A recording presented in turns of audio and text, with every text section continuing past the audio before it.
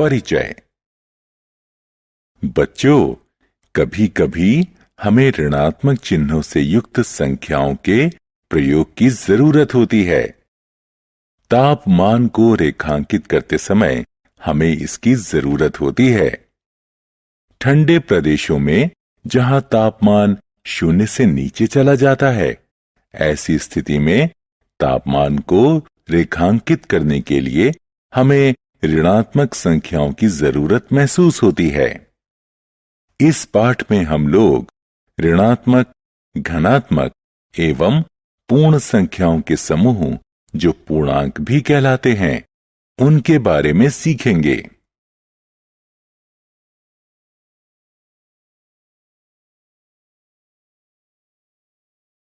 उद्देश्य। इस पाठ के अंत में आप निम्न करने में सक्षम हो जाएंगे: पूर्णांकों को परिभाषित करना, पूर्णांकों को संख्या रेखा पर वर्णन करना, पूर्णांकों के क्रम को परिभाषित करना, पूर्णांकों का योग एवं घटाव ज्ञात करना, पूर्णांकों के योग एवं घटाव को संख्या रेखा पर निरूपित करना। पूर्णांक पूर्ण संख्याओं एवं ऋणात्मक संख्याओं का संग्रह पूर्णांक कहलाता है। जैसे घटा 4, घटा 3, घटा 2, घटा 1, 0, 1, 2, 3, 4 इत्यादि। प्रिय बच्चों, आप लोग प्राकृत संख्याओं एवं पूर्ण संख्याओं के बारे में पहले पढ़ चुके हैं। यदि हम इन प्राकृत संख्याओं से पहले ऋणात्मक चिन्ह रख देते हैं, तो हमें पूर्ण संख्याओं के साथ इन ऋणात्मक संख्याओं का जो संग्रह प्राप्त होता है, वह पूर्णांक कहलाता है। संख्या रेखा पर पूर्णांक का निरूपण। यह आकृति एक संख्या रेखा को दर्शाती है, जिस पर समान दूरी पर कुछ बिंदुओं को अंकित किया गया है। इस संख्या रेखा पर एक बिंदु 0 के रूप में अंकित किया गया है। बिंदु जो कि अंकित बिंदु 0 के दाईं तरफ है, धनात्मक पूर्णांक कहलाते हैं। बिंदु जो कि अंकित बिंदु 0 के बाईं तरफ हैं, ऋणात्मक पूर्णांक कहलाते हैं, जो कि घटा 1, घटा 2, घटा 3 इत्यादि हैं। इस प्रकार के पूर्णांकों का निरूपण संख्या रेखा निरूपण कहलाता है। यहां -2 अंकित करने के लिए हम समान दूरी से दो बिंदु 0 से दाईं तरफ बढ़ते हैं। इसी प्रकार घटा 5 अंकित करने के लिए हम 0 से 5 बिंदु बाईं तरफ बढ़ते हैं। पूर्णांकों का क्रम। एक बार पुनः संख्या रेखा पर अंकित पूर्णांकों का अध्ययन करते हैं। हम जानते हैं कि संख्या 9 संख्या 5 से बड़ी है। अब जबकि हम संख्या रेखा को देखते हैं, तो ज्ञात होता है कि संख्या 9 संख्या 5 से 4 अंक दाईं तरफ की दूरी पर है। इसी प्रकार संख्या 5 0 से बड़ी है, इसलिए यह 0 से दाईं तरफ है। चूंकि 0 घटा 2 से दाईं तरफ है, अतः यह घटा 2 से बड़ी है। इसी प्रकार घटा 2 घटा 7 से दाईं तरफ है, अतः घटा 2 घटा 7 से बड़ी है।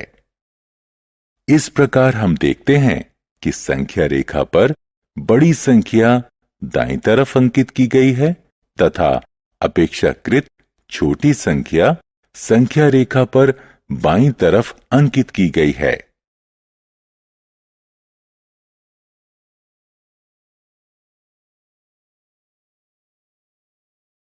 पूर्णांकों का योग, दो घनात्मक संख्याओं का योग।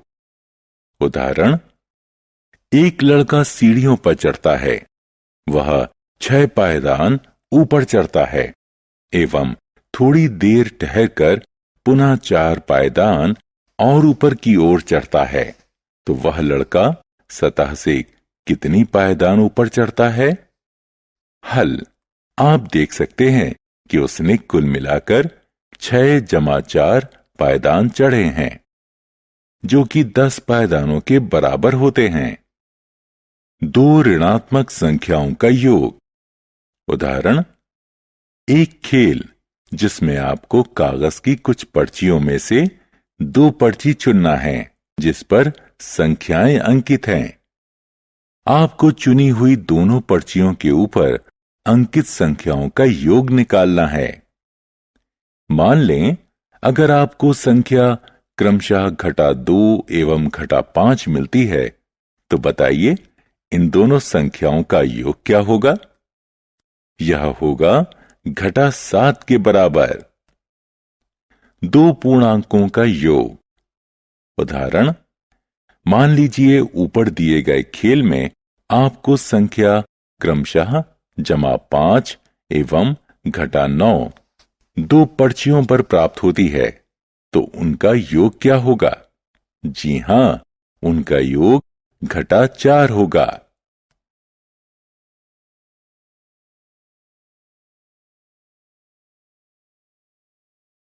पूर्णांकों के योग का संख्या रेखा पर निरूपण।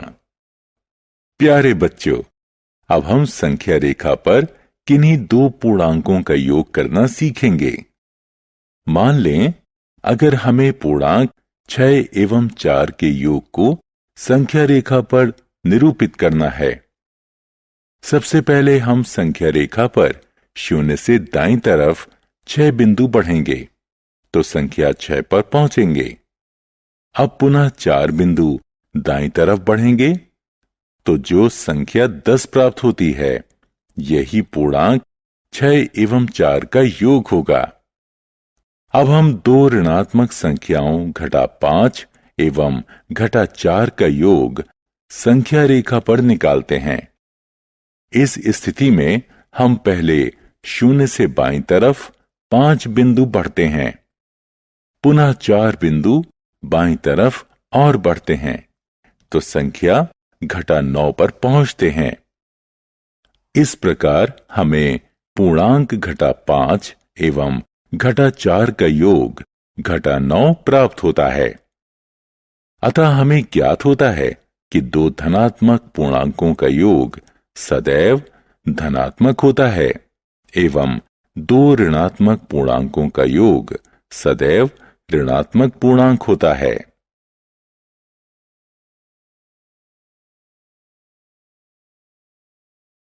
योग व्युत्क्रम।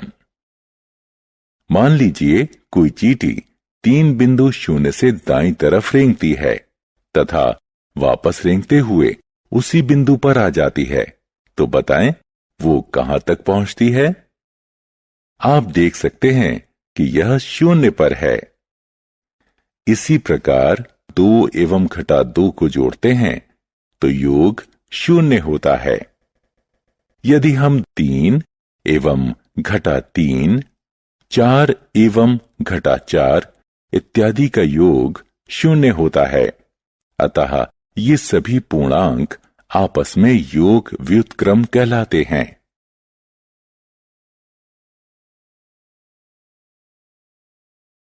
धनात्मक एवं ऋणात्मक पूर्णांकों का वर्गीकरण कर योग ज्ञात करना। उदाहरण, इस समीकरण का योग ज्ञात करो। हल, इसे अच्छी तरह समझने के लिए हम इस पर आधारित एक उदाहरण की मदद लेंगे। हम दी हुई संख्याओं को इस तरह से क्रम में रखते हैं जिससे कि सभी धनात्मक पूर्णांक एक साथ एवं सभी ऋणात्मक पूर्णांक एक साथ हों और यह हल करने पर -10 आएगा।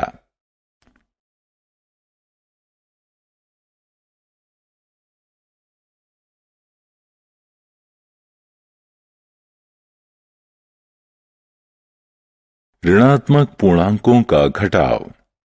उदाहरण, घटा 10 में से घटा 5 को घटाओ। हल। अब हम संख्या रेखा का प्रयोग कर घटा 10 घटा कोष्ठक में घटा 5 का मान ज्ञात करते हैं। यह घटा 10 जमा 5 की तरह ही है। सबसे पहले हम घटा 10 से शुरू करके 5 बिंदु दाईं तरफ चलते हैं तो संख्या रेखा पर अंकित पूर्णांक घटा 5 पर पहुंचते हैं।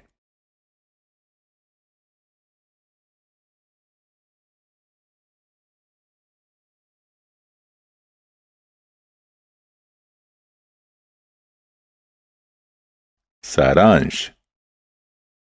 आइए हमने जो कुछ सीखा है उसे संक्षेप में दोहराएं। z बराबर घटा 3 घटा 2 घटा 1 0 1 2 3 पूर्णांकों का समूह है। संख्या रेखा पर सभी ऋणात्मक पूर्णांक 0 से बाईं तरफ और सभी धनात्मक पूर्णांक 0 से दाईं तरफ होते हैं। संख्या 0 सभी धनात्मक पूर्णांक से कम होता है और ऋणात्मक पूर्णांक से बड़ा होता है।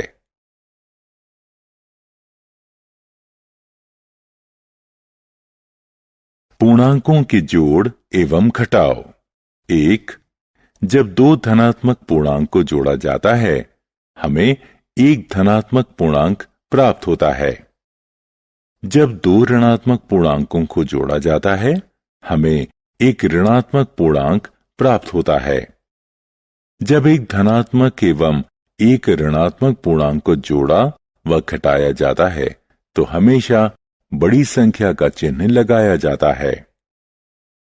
एक पूर्णांक का घटाव उसके योग व्युत्क्रम के योग के समान होता है।